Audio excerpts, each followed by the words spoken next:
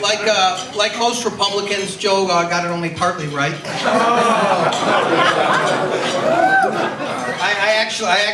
I did go to Michigan. I went to Michigan for grad school. I went to Cornell undergrad with a very valuable English degree, but I then figured I better go out and get something more practical, and that's why I went to Michigan and got another degree.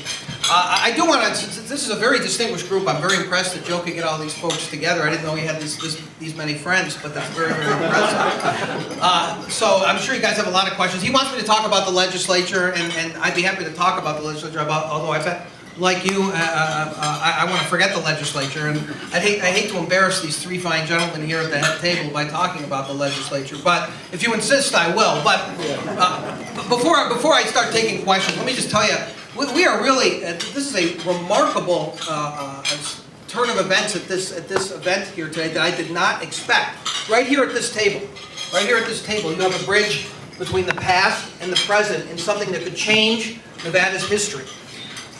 Way back in 1986, some of you may remember this, and Joe may want to forget it. Dick Bryan was running for re-election as governor, and there was a lot of speculation that he was going to win re-election quite easily against Patty Cafaretta, if you remember that, but that he was going to immediately start running for the U.S. Senate against Chick Hackett. And so the Democrats, and Dick Bryan especially, wanted to recruit somebody to dissuade, to make sure that Bryan would have a lieutenant governor he could trust and he would be comfortable leading the state with. So, in a move that would change Nevada political history, he chose Bob Miller, who was then the district attorney of Clark County, to run. And so the Republicans said, we got to find someone really, really good to run against Miller to try to stop this from happening, because we don't want Dick Bryan to run against Chick Hackett, because he'll probably beat him. So we got to find someone really, really good. They settled for Joe Brown. And so Joe won. I remember the campaign actually. I'll tell the truth about it. That's okay. And I actually remember that campaign. It was not a sure thing for Miller. Joe ran quite a spirited campaign. I remember both of them talking at the beginning of the campaign about what good friends they were, and they weren't going to run a negative campaign, which did not last very long on either side. So that was when that was the first year I covered politics, and I remember I learned a lesson from that, which is don't believe anything they say. So what happened, of course, is that Miller won. It wasn't a smashing victory, but he won, and that enabled Bryan to run for the U.S. Senate 2 years later, and essentially changed the course of Nevada political history in many ways. Now, fast forward, it's 2012, and Brian Sandoval is going to, is likely, as Dick Bryan was back in those days, likely a shoo-in for re-election. I think it'd be very, very difficult to beat Sandoval. And there's a lot of talk that he might be thinking about running for the U.S. Senate against Harry Reid in 2016, or for Reid's seat should Reid retire. I frankly don't think Sandoval is lusting after Reid's seat in the way that Bryan lusted after Heck's seat. But there's a chance that Sandoval could leave at midterm for something else, maybe an appointment to a Republican presidential administration, should there be one, maybe another judicial appointment. I think he has visions of being maybe on the Ninth Circuit or something else. So Sandoval needs someone there to protect his flank, to be there should he decide to do something and that he can feel comfortable leaving the state with. And suddenly, we learn that Mark Hutchison, who has been in politics for about as long as it took me to drink that cup of coffee, is the choice of the governor to be the next lieutenant governor. Now, I have to tell you something about Mr. Hutchison. He and I first met, he probably doesn't remember it, back when he was on the Ethics Commission, and there was a little proceeding against Oscar Goodman. And he actually conducted himself amazingly well. It was my first experience. He was fair but tough, and he had the same kind of personality traits and savvy that he's brought to the legislature, and you can see why almost everyone up there, and maybe I don't even need almost, said he was, the freshman of the year, one of the best freshmen in a long time. Not that you didn't do a good job there, Senator Ford, but he got rave reviews, and I think Sandoval saw Hutchison as the guy to run. Now, you may have seen the show last night, I don't know. I tried to get Mark to explain to me why he wants to be lieutenant governor. It was quite comical. Because Joe Brown didn't want to be lieutenant governor either. He was there. He was running for a different reason. No one runs to be lieutenant governor. They think it leads somewhere else. But I think that this is interesting because it's a pivotal point in Nevada political history, just as 1986 was, and what happens there. Because if Mark Hutchison, heaven forbid, were not to win, I think Sandoval has a different thought process going through his second term and whether he can leave the state or not in the hands of the Democrats. So I just think it's actually very interesting that both of these gentlemen are at this table. And my only advice to you, Senator Hutchison, is whatever Joe Brown tells you to do the opposite.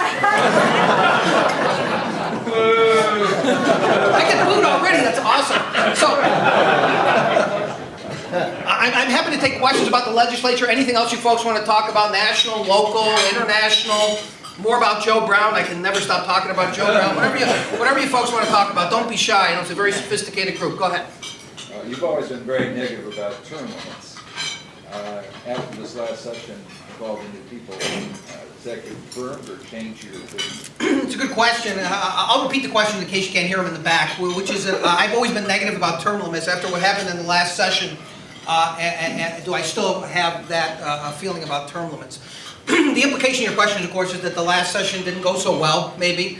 And it didn't go so well, in my opinion, is an understatement. I think it was a disaster. Not because of any of these folks here, I'll say that, because I thought the Democratic leadership was just horrific, had no plan, no strategy, and the session essentially fell apart, and they allowed Sandoval to play the old strategy of if your enemy is committing suicide, just stay out of the way, which is essentially what he did.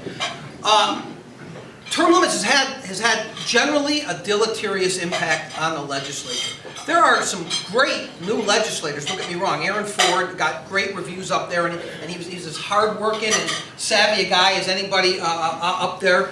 I mean, who else is smart enough to suck up to Nick Cage when he shows up there and pass a bill? But seriously, there were some really good freshman legislators. But you have to understand, if you haven't been up to the Nevada legislature and experienced what that process, in quotes, is really like, I have one thing to say to you. I envy you. It's not a good process. It moves way too fast. It's not nearly as deliberative as it should be. This 120-day limit has all these artificial deadlines that are generally adhered to, but not always. It is not a system that's set up to produce good legislation. When good legislation emerges, it's almost an accident because it's only the product of people who have better things to do, working really hard to get things done. It's a difficult process to navigate. You have lobbyists who've been there forever who understand the ins and outs a lot better than most of the legislators. They know the issues much better than the layman, the so-called citizen legislators we have up there. And so I do think that you want the institutional knowledge that term limits takes away. It doesn't necessarily mean that it was a great system without term limits, but I think it's a lesser of two evils. And I do think that when you had 4 new leaders up there this last time, that it did contribute to some of what went on. Now, yes, their individual strengths and weaknesses played into it, but I think the place misses a Bill Raggio or a Joe Dini or even a Barbara Buckley or an Ann O'Connell, people who really understood the process and were able to call BS when BS occurred, more than some of these pitchers can get by some of these new folks. And so, generally, listen, I think the problems of the legislature go way beyond term limits, as I indicated. I don't think we pay them enough. I don't think they meet often enough or long enough. I think they should have better staff.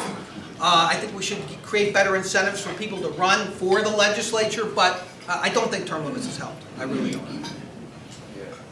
What else? Don't be shy. How about the ballot issues? How about the ballot issues? Which ones? Both of them. You mean the margins tax? The margins tax, the mining tax. Oh, okay. I'll take the easy one first. SJR 15, which is taking mining taxation out of the Constitution. It's long overdue. It's not going to do what a lot of people think it's going to do, but it is the first step in actually putting mining on an equal footing with every other industry, as it should be, in terms of whether it should be taxed or not. That provision has a very, very interesting history that I won't bore you with, but the miners essentially wrote the Constitution. And so what did they think was a clever thing to do was to give themselves taxation protection inside that Constitution. And so that's why that was there. It never made any policy sense. There have been previous efforts to change it that failed. And what's really ironic about how SJR 15 got out of the legislature, and I'll talk a little bit about the legislature here, and I'll get to the other part of Joe's question, is that SJR 15 at the beginning of the legislative session was dead. And it was not dead because the Republicans were going to try to kill it. It was dead because the mining industry, after the November election, had done a very, very good job. They have very good lobbyists in persuading Democratic leaders that if they passed SJR 15, they were going to blow a $300 million hole in the budget because of the way what would occur taking that out of the Constitution. So they were going to kill it. They weren't talking that much about it. If Michael Roberson and his friends, two of whom are here, had not made the dramatic announcement a little ways into the session that they wanted to tax mining and wanted to pass SJR 15, I think SJR 15 might have died. Now, it's possible that certain obnoxious media folks might have made an issue of it, but I don't know if that would affect them. But certainly what Roberson and his cohorts did, I think that is responsible for how that got out. I think it will pass.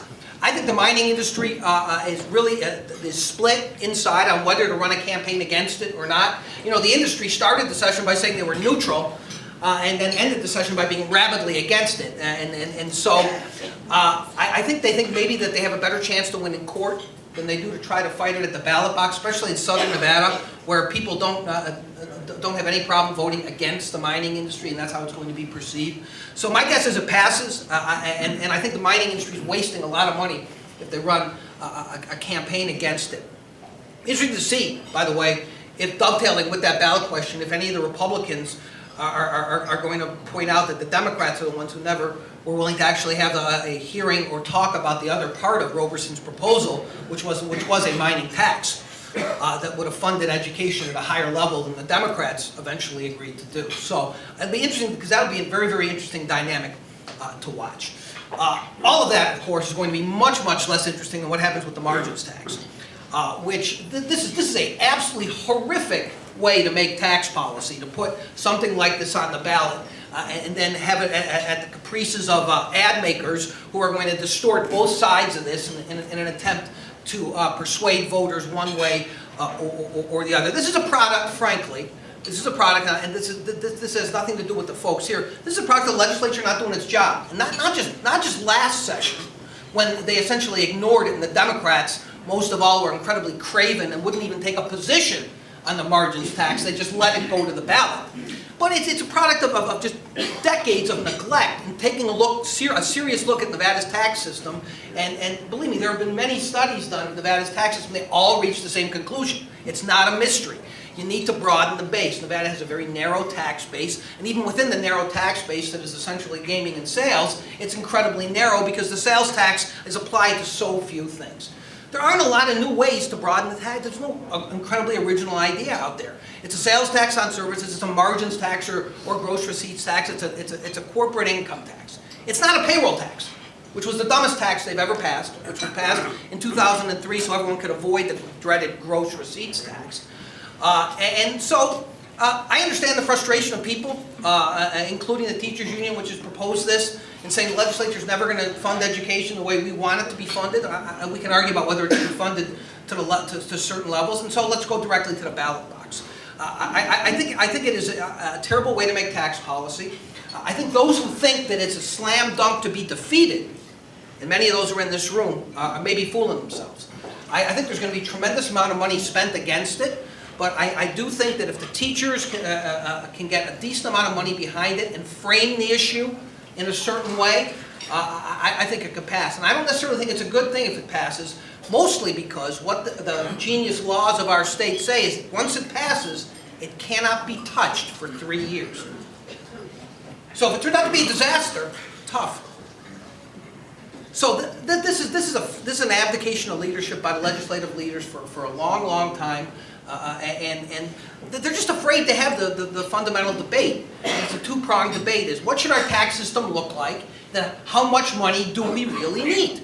They don't want to talk about it now. And now that it's essentially become the DC-ization of Carson City, where it's just all about getting political advantage, partisan finger pointing. Republicans will only talk about accountability. Democrats will only talk about more money, or they'll just pay lip service on each side. They won't sit down at the same table and talk about these serious issues. So you get special interest groups such as a teachers union, saying, throwing up their hands, getting some money behind it, being able to gather enough signatures, and getting something on the ballot. That's what happened in California. I don't think we want to become the way California is, where 80% of their state budget is encumbered by ballot initiatives that have passed. That's where we're going. That's where we're going unless these folks and their colleagues start doing their job and actually talk substantively about tax policy. If not, they will go around them. How's that for optimism? Go ahead. You talked about expanding the base within Nevada, avoiding California. In CNBC's ranking of business-friendly states, the 10th one happens to be capital formation. Is there any discussion in our state going on about how we get capital formation to encourage entrepreneurialism? There's certainly discussion. The question is whether there's action. The governor, along with everybody else in the legislature in his first session a couple of years ago, embraced this notion of economic diversification and creating the incentives for businesses to both grow here and to come in from other states. And speaking of the CNBC, I don't know how many of you saw it, the governor just had an op-ed published on CNBC's website that made Nevada sound like paradise. Which may have been news to some people here, whether you're just a school teacher or a businessman. But this is the governor's message. It's always sunny in Nevada. And so, to some extent, the governor's right in that the economy's starting to recover here, but it's not recovering for everybody. It's not going very fast. And the notion that you change the economic development structure of the state, that you create an economic development czar, that is going to solve your problems, I just think is silly. Again, this goes back to something I've been talking about for a long time, and that the legislature is ignored, and that those who talk about economic development ignore. It's not about the structure. It's about the fact that a lot of folks won't come here, a lot of businesses won't come here, a lot of businesses don't want to stay here because of the education system. And that's starting at kindergarten and going all the way up, starting at pre-K, and going all the way up through grad school. They don't have faith in it. They don't think it's producing the kind of graduates that can change the workforce from one that's just a service industry workforce. And so unless you fundamentally change that dynamic, unless you fundamentally become a state that has a culture that values education, that wants to pour money into higher education to create first-class universities, which become a magnet for other kinds of things, and you don't have knee-jerk reactions to every little development, and you start talking about this real serious problems, which they kind of talked about a little bit in the legislature at the early grades of the lower education system, where the demographics of the population in the early grades is really becoming a real problem in some schools and in some classrooms, and putting $40 million in Clark County into English language learning is essentially a drop in the bucket. They sound like a lot of money, but considering what they need, it's not. And I know this doesn't sound like I'm answering your question, but it's all part of the same problem, is that unless you fundamentally change how the education system functions and how it's viewed, you are not going to have businesses that want to come here unless you're going to just go for the low-hanging fruit. And sure, we can get all the data centers and all the warehouses that you want. But unless you want to fundamentally have people view Nevada in a different way, you want someone to talk about UNLV and not talk about the Running Rebels. Talk about something else. Talk about the fantastic graduate program in X that we have. And so I just think it's a very complicated problem, and it's not solved by just saying everything's sunny in Nevada and saying that I'm in charge of economic development now and the lieutenant governor isn't. Sorry, Senator. And so I just think it's very, very complicated. I really do. Yes, sir. Why has nuclear waste become another hot topic with respect to the economic? Why is nuclear waste a hot topic again? I can't think of any topic that bores me more than Yucca Mountain.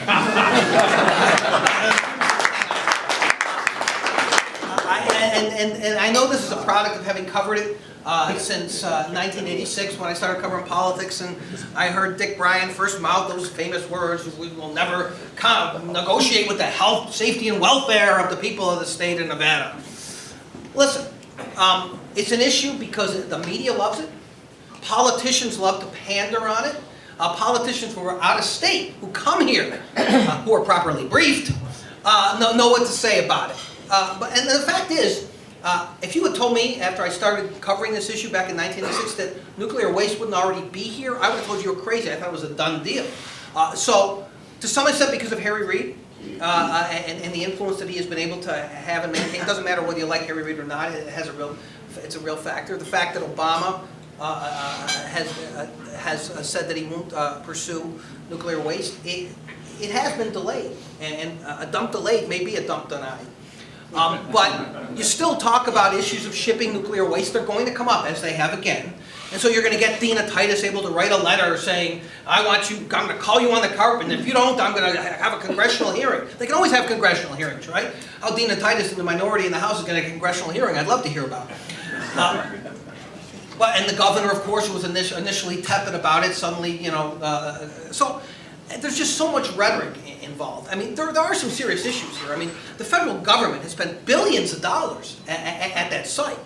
And so you got to do something with it. If you're not going to bury nuclear waste, what is a reasonable thing to do at that site, considering they've spent so much money there? I think that's a great debate to have. And what is really dangerous and what isn't? What are the best routes and what aren't the best routes? Even the story that ran, I believe it was yesterday or the day before, was really interesting because it was essentially a very sensational headline, and then talked about, they may be shipping it right through the city, again, which I've seen that story so many times.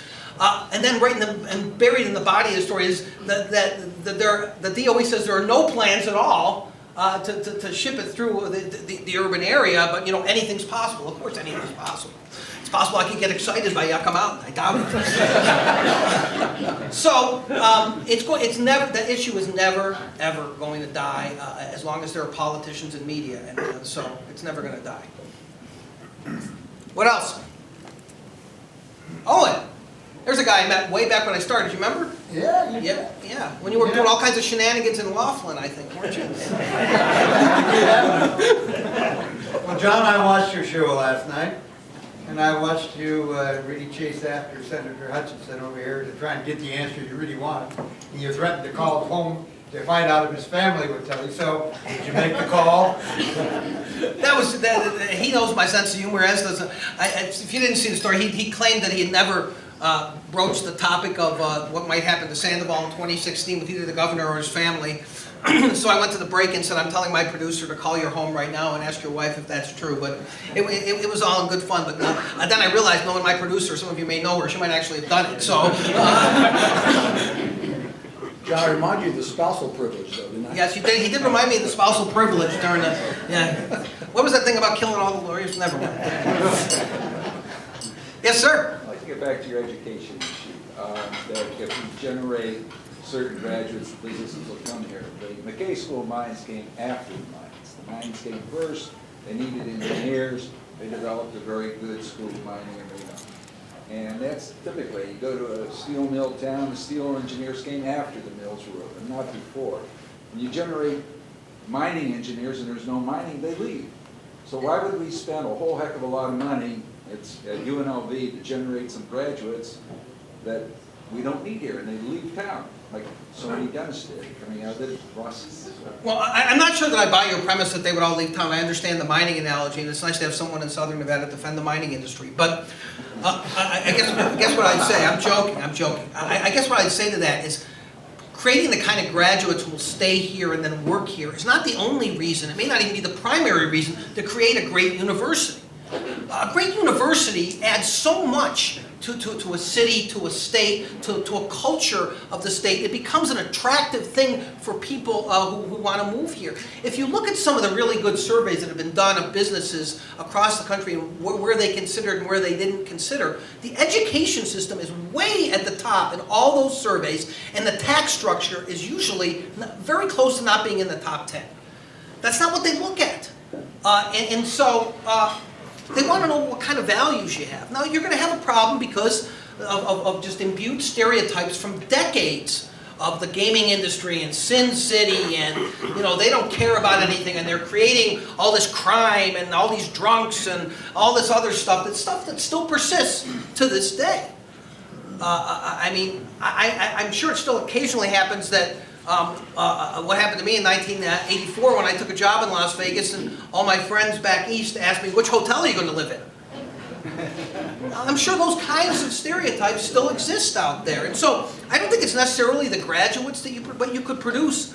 I mean, there is a certain utility to having great brains, which would create other kinds of things. You have to pay for it though.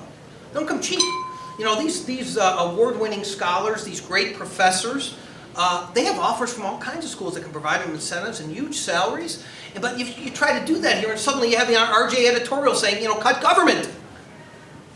It's short-term, it's small-minded thinking that just bothers me. Uh-oh, another capital question? I don't know anything about business. Don't you Time know those that? two together, capital and this. I knew it. There is a difference. I mean, if you look at the great universities, whether they're funded by the Ford Foundation or funded by other foundations, how many foundations do we have?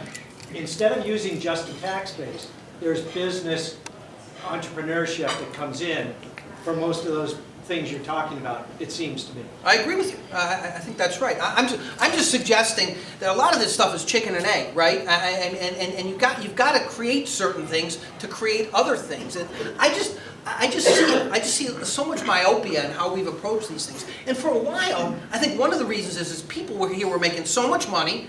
There was so much money going into government to take care of basic needs that they didn't look at what might happen if the bottom fell out. And those of us Cassandras out there who warned for years about the way the tax structure was constructed, the way the gaming industry was changing, that if there was a really bad national recession, we would be hit disproportionately, turned out to be right. And you know what, it gave me no pleasure to say I told you so, and I didn't say I told you so. What I said is, what the hell do we do now? And all I'm saying is that I don't think by taking this dramatic step where all the legislators and the governor stand at a signing ceremony and saying, we've created a whole new economic development structure, we've discovered economic development is important, and we now have 7 regional directors and a czar, and we're going to go out there and we're going to get all these great things, and Apple can have 7 employees up in Reno and send all their money out of state, and we're going to give them a 90% tax break for coming here. That's not long-term thinking. That's showmanship. And so, believe me, you know a lot more about the topic that you're talking about than I do. I freely admit that. I'm just saying, let's talk about all these things. But at least let's talk about them instead of being reduced to what's happened too much in the legislature now, which is what's happened in Washington, is people don't listen to each other. They talk across each other. They have these little partisan operatives running around saying, you can't say that. You can't say that. It'll be used against you in a campaign. Yeah. Sorry, did you raise your hand? I did. Oh, okay, go ahead. How do you view the current economy since you moved here? Like, say, what do you see going on right now since your time you've been here? What do you see going on out there as far as you're out there in the community? What do you see happening? That's a pretty broad question. You make it seem like I moved here yesterday. I moved here almost 30 years ago. That's what I mean. I mean, you have a good perspective. Can you tell me, like, how does this compare to, like, let's say, ups and downs you've had before, and where do you think it's going? It's hard for me to judge that. I mean, except for what I hear, what I read, to some extent from people who know a lot more about it than I do. But this since I've been here, and I've experienced a couple of recessions before, I think this is by far the worst. I don't think there's any comparison in terms of you just look at any of the indices of it. Because there was so much here predicated on the housing boom. And what happened because of that, and how that distorted the market. And you add in the unemployment rate and the underemployed rate and the lack of diversification and what's happened to the gaming industry since I first moved here. I mean, if you told me that when I first moved here that someday the gaming industry, a lot of these properties will be getting only 30 or 40% of their revenue from gaming, and that two of the most prominent casino chairmen in the whole town will be bragging about how 80% of their revenue comes from a place on the other side of the world, I would have laughed at you.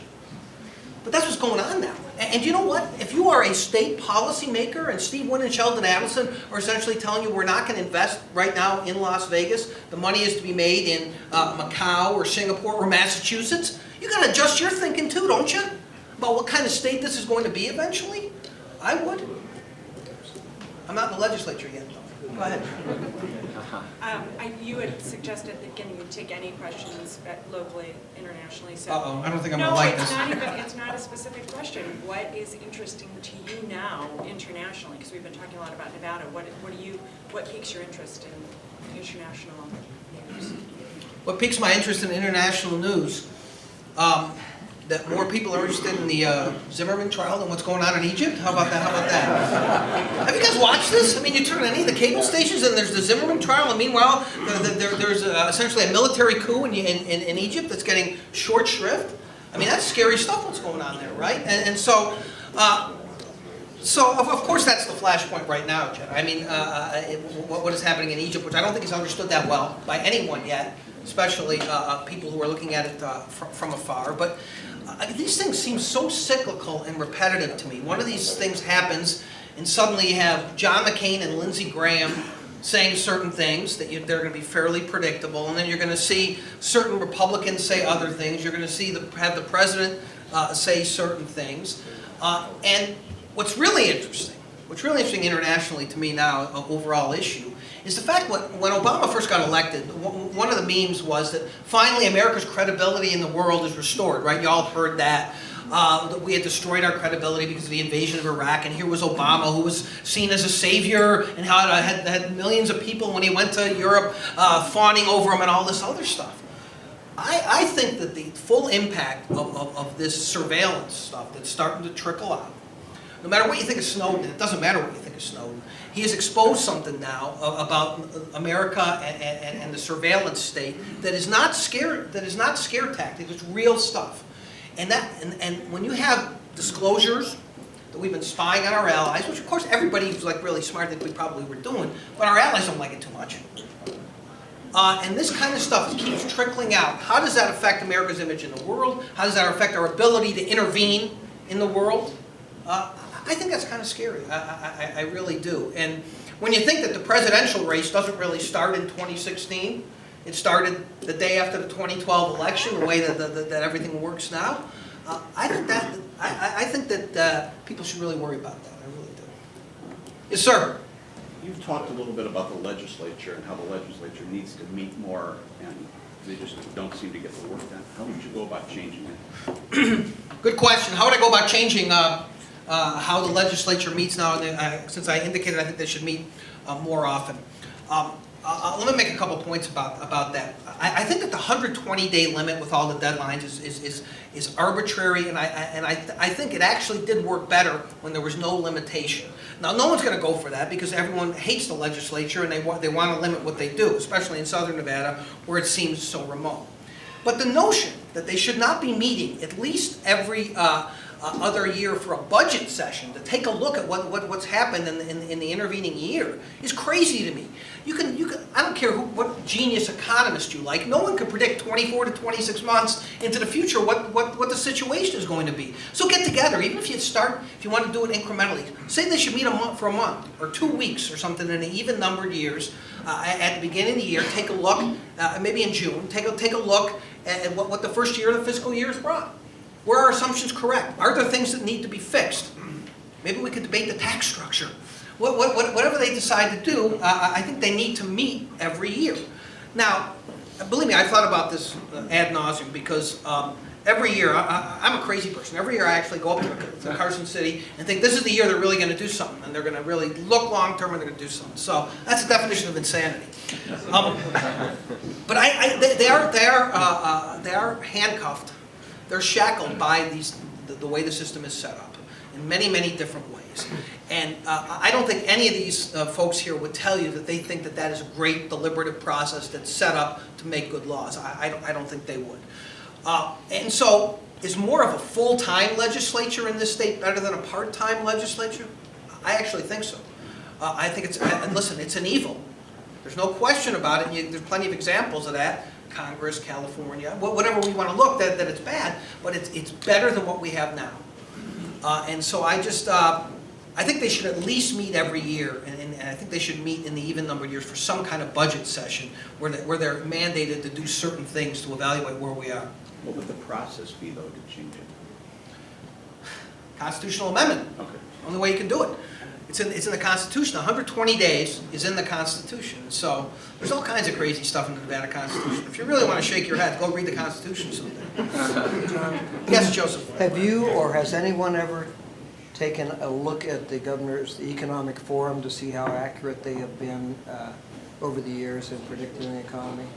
I don't know if there's been an analysis over a long, like since Raggio first got it done, but year to year they're generally not bad. Now, of course, when there's a big dip in the economy or a big boom in the economy, that's unexpected, that they're not going to be as close. But generally, I think it's worked out pretty well. One of the reasons for doing that, and I don't necessarily think the Economic Forum's a bad idea, was because what the legislators used to do before the Economic Forum was essentially make their own assumptions, not based on economics, but on what they wanted to do with money, and say, don't worry, if we pass it, the money will come. And so it was a good idea to do it when Bill Raggio came up with it. I think generally they've done a pretty good job. Generally, I think they've gotten some really good people on the Economic Forum. Of course, anyone can find exceptions, but generally I think it's a good process. Yes, sir. Well, the question that comes to my mind is, considering everything that you've said, is what gives you hope for the future? What are the signs of hope that you see? Again, I said I'm the crazy person. I'm ever hopeful. It's been about a little over a month now after the legislature, so I've gotten over my crushing depression, and I've managed to struggle to make it here today. But I have to tell you, whether it's Carson City or whether it's people running for office, I will tell you that are thinking about statewide office. I will tell you this: over more than 25 years now, God, that sounds like a long time, covering politics.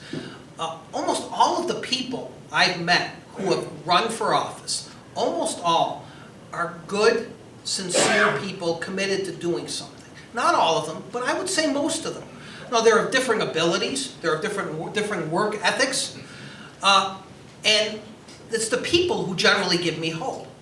These are three good guys here. They really are. People here who know me know I wouldn't say it if I didn't believe it. I have hope that they can become future leaders in this state. But you know what? I could have said that to you 25 years ago, 20 years ago, 15 years ago with similar kinds of guys. That legislative process is not something that people say, God, that was so great. It really helped me, and I learned so much that I want to keep doing this the rest of my life. A lot of people get very frustrated early on in their careers and leave. Not quite as early as Hutchison, but they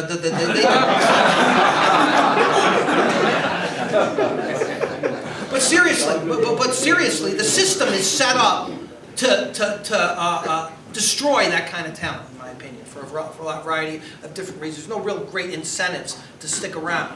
And you get people up in the legislature who only make 8 or 10 grand a year, and some of them are really good people who are willing to take time away from their law practices or something else to go up there and do good things. And the others, as I've always said, are people who think $10,000 a year is a good salary. And they're up there for different reasons, and they're going to get corrupted, if not, I don't mean criminality necessarily, by the system. So you're asking me what gives me hope? What gives me hope is the people that I meet, that I deal with, that are smart, they care, they actually care about what they're doing, and I hope that they'll stick around to do it. And it's hard. This has changed me too, and I acknowledge this. I have a daughter who's grown up here. She's turning 18 on Friday. I still can't believe it. And you have to be hopeful if you have a kid, right? I mean, if you have a kid who I think wants to stay here, wants to live in this state, I don't go around the house depressing her. So, having a child changes your outlook too. So, there are a lot of good people in politics. There really are. It's the system itself that's not good. And I don't have much hope that the system is going to change appreciably, but I do have hope that some of these folks, younger ones, newer ones, can surmount the system and maybe help change it. Yes, sir. John, just a comment. Certainly, we understand the challenges in higher education and K through 12. But I want to tell you the hope. On the hope theme, it's just amazing to me. I've been here 6 years that we finished a $500 million campaign in the worst recession that we've ever seen. And we're seeing now UNLV starting to have some real qualitative gains and impacts. If you look at the dental school, one of the best in the country, if you look at the law school, if you look at what the Lees did to name the Lee Business School, and we're going to have 15 professorships. If you look at the 80 new professors that we have, we're about ready to do something with the Honors College, which has the same demographics for students as getting into Stanford. There's a lot of hope, and it's because not the legislature was okay this year, but the hope is coming from private support and folks that really are embracing the university. And I'm very optimistic about the future. We have a long ways to go, but we're focusing on quality and becoming a Tier 1 institution. We're hoping to have partnerships, get a little more funding from the legislature. But I'll tell you, the community has really stepped up in a way that I've never seen in my 40-year career. I've never seen a community that was in such a fragile state come forth to embrace an institution in our time of need. So I think without the community, we really would have been in trouble, and I think we're on an upward trajectory now. Okay. I knew I was going to get a rebuttal from you. Listen, I'm thrilled all that's true, and listen, I do think that it's going to take reality to a while to get beyond the perception, right? You know that as well as anybody, and that's a real problem, not just in the state but outside the state. And I think that's important, and that's not something that's going to change overnight. It's going to be incremental, and I hope it happens. I really do. Why don't you, at the end, if you don't mind, just talk about the key races that will be coming up in the next cycle here, and the interesting personalities that are going to be involved, like Mark Hutchison. Key races in the next cycle. I'll give you a quick overview. As I suggested, I think it's going to be very, very difficult for anyone to beat Brian Sandoval. I think, actually, that if the Attorney General, Catherine Cortez Masto, really wanted to run against him, I think she could have given him a race, and I think it would have been very, very interesting. I think she would have been a slight underdog, but I think that would have been a real race. But Steve Sisolak, who's a county commissioner and is a very unpredictable guy, but is very resourceful, he might do it, but I don't think he can do anything more than do what he does best, which is, excuse me for saying so, be a total pain in the ass. And he's very good at that. So I do think that Sandoval is a heavy favorite to win re-election. What he has to worry about, and what any Republican has to worry about, is the fact that the Democrats still have close to 100,000 voter lead in the state. That does mean something. It doesn't mean as much in an off year as it does in a presidential year, but it still means something. And the Republicans are not going to be able to fix that in one cycle. So it will still be a problem. So even a second-tier candidate will make Sandoval work a little bit, but I think he's a heavy favorite.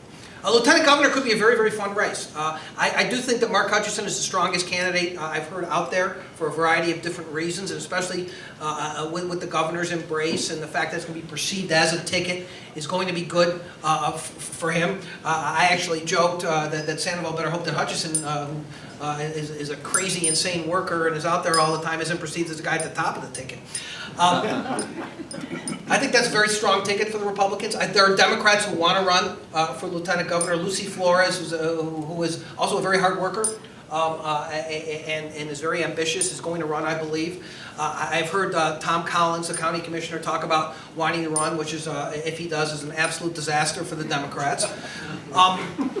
There are others, though. Who will see what Bob Miller saw in 1986, and maybe in the back of his mind, Mark Hutchison sees in 2012, which is that the governor might leave and that the lieutenant governor is a more important race this time than it ordinarily would be. So others are going to get into that race, and I think that could be the statewide race to watch, just because there's going to be so many, as you put it, Joe, colorful characters who are going to get in.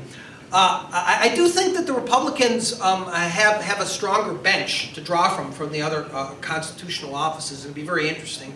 The one race where I think the Democrats are the obvious favorite is for Attorney General, where Ross Miller is going to be perceived as the favorite. The Republicans don't have a clear candidate yet. There's talk that Greg Brower might run, but Greg Brower has a bit of a Hamlet problem, so we'll see what happens there. But I don't think Ross Miller is invulnerable, but I think with the registration advantage and the fact that he'll have probably $1 million in the bank by the end of the year, I think is going to make him a favorite against anybody else who runs. And then you're just going to have all kinds of ambitious folks looking at these other constitutional offices. Kate Marshall, who's the treasurer, you know, these constitutional officers are term limited too, and they can't possibly stand the thought of not still having a title, so they got to find another constitutional office to run for. So that's what some of them are doing.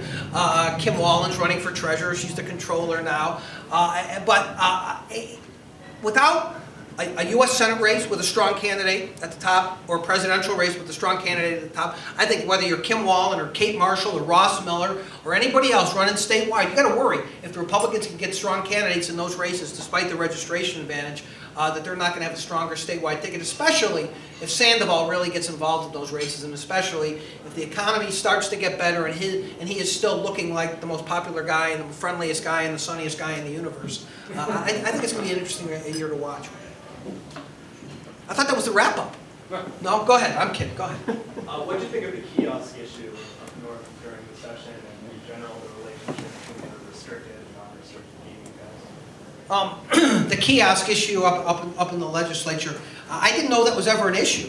That was like the David versus Goliath with a different ending, right?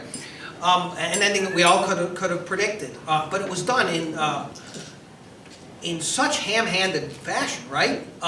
Does it affect those relationships going forward? I'm sure it does, and not in a good way, but there was almost no debate about it. It was just like, this is what gaming wants, this is what gaming gets, end of story. I'm not saying gaming wasn't right on that issue, by the way. I think that's a much more nuanced issue than people think.